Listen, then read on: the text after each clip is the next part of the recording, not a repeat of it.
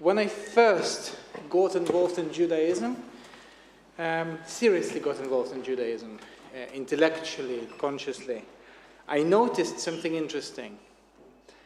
Very few rabbis in the Jewish world spoke about God. God was somehow an uncomfortable subject, and many Jews avoided it for a very long time. In fact, some Jews avoid it still. God was a very present character in prayers, but not in sermons, not in classes or conversations. I don't exactly know why. Perhaps it was the outcome of modernity, Nietzsche's death of God, and the focus on science. Perhaps a post-Holocaust trauma and unaddressed pain and questions to God about why it happened to us were the factor. Perhaps it's just something that Jews don't do. As simple as that. I think the time has changed now. And contemporary Judaism and younger generations of Jewish people are more open and interested in conversations about God than even a few decades ago. So this big Torah portion forces such a conversation on us. In it, Jewish people are commanded to build a house, a sanctuary for God. Why? Does God need a house? What role does a sanctuary play in our lives? What's the purpose of places like this? Be it a beautiful synagogue or any other place of worship. Is it somehow a God's museum? Or is it God's house? Or perhaps God's prison, where we keep God locked so to allow ourselves to have less God outside? What is it? What is this place about? So the practical version of the same question is very simple. What would the world lose without religious buildings? What if John Lennon's imaginary world of imagine and the line, and no religion too, comes true? What will we miss in this world? In the ancient pagan world, people believed that God would go hungry without us feeding them. How do I know that? Because of this document, that is kept nowadays in the British Museum.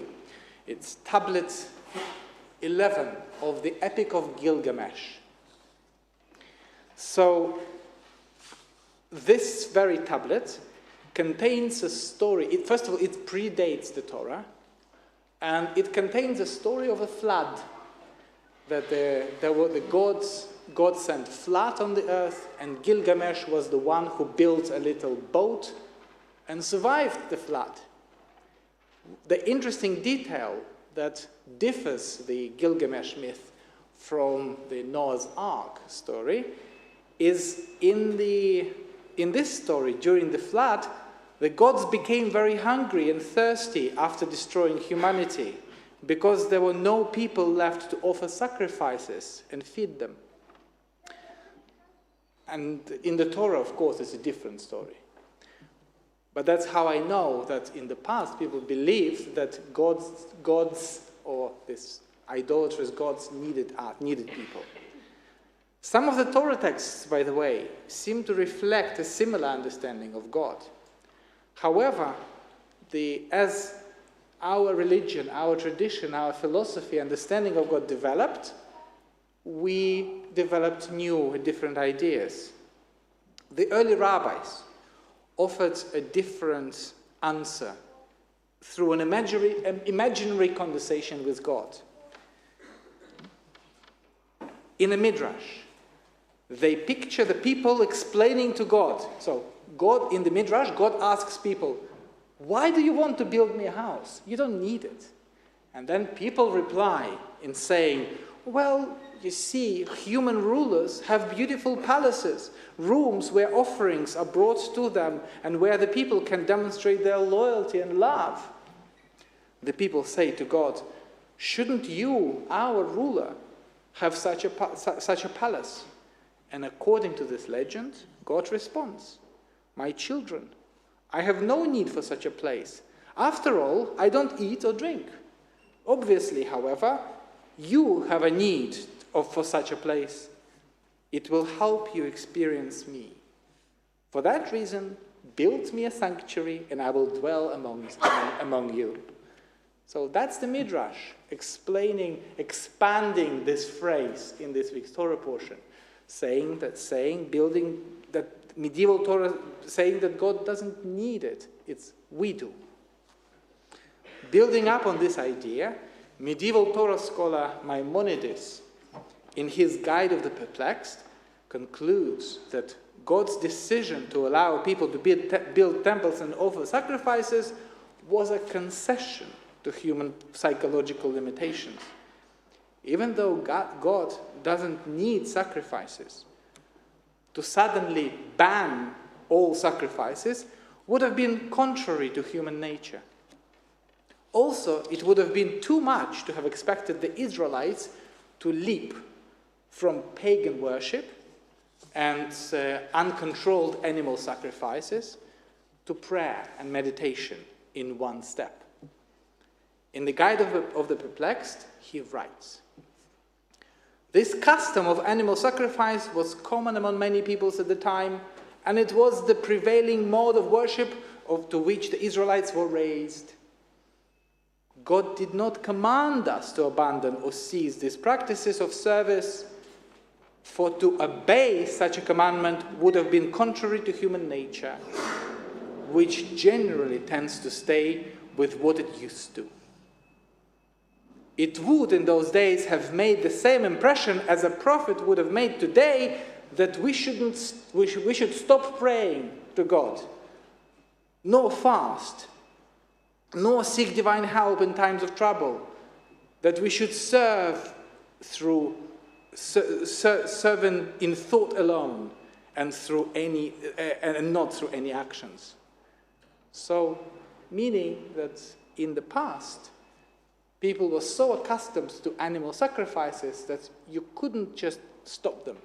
You have to slowly wean off them. You could slowly reduce them until they ceased. And it took us 1,000 years.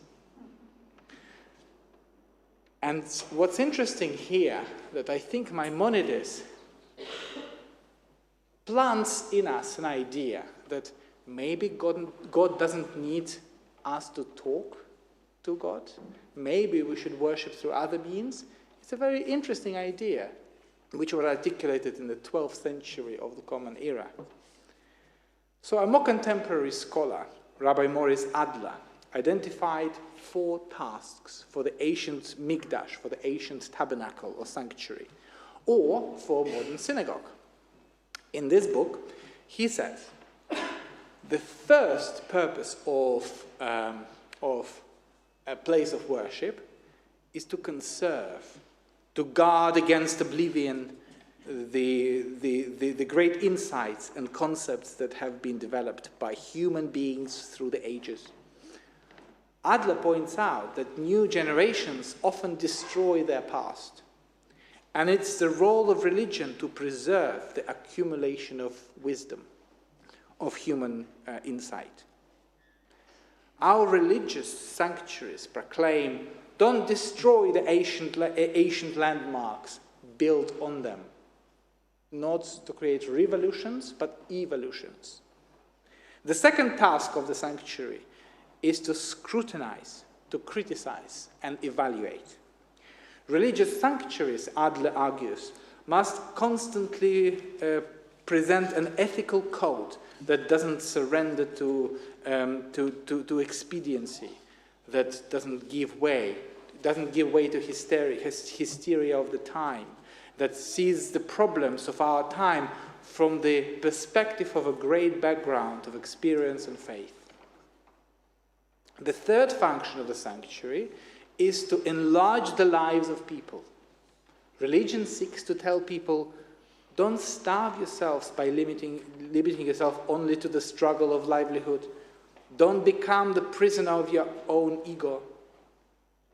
And finally, Adler says that Jewish sanctuary seeks to remind the Jewish community that what keeps Jews together is not a common sorrow, is not even charity, not defense, but common history, common culture, and common story, common values and hope. In other words, synagogues and religion in general exist to record and protect human wisdom, teachings, and traditions so that they are not forgotten or thrown away. In a world that only seems to work from election to election, some continuity and long-term vision is desperately needed. And religion can, and perhaps must, be the guardian of a long-term strategy and vision for our short-sighted world of fast food, fast news, and fast politics. Places like this exist to keep questioning and evaluating what's happening in the world and insist on ethics that don't bend to political pressure, panic, or convenience. Religious conviction that God is stronger than anyone in the world makes all of us equal, and therefore allows religious people to approach any power with a healthy pinch of critical thought. Religion exists to encourage a bigger life than just making a living. Our purpose is to inspire a life of humility, life of purpose, and spiritual depth, not just ego and day-to-day routine. Our task is to remind the community what truly what truly binds us is a shared history, culture, values, and hope, not our enemies, not suffering, and not self-defense. T.S. Eliot wrote, "We shall not cease from exploration, and the end of all our exploring will be to arrive where we started and know the place for the first time." We must remind ourselves for our purpose. Synagogues, places of worship, are supposed to call us to come back to our deepest questions so that we can step outside of our routine and look at the familiar world with clear eyes. The point of all our exploring is to know the place for the first time, even though we've been coming here for years, to come back to life, to the deepest parts of ourselves, which we call God, with renewed attention, renewed hope, and renewed sense of purpose. Ken Yehi Ratzon. May this be God's will.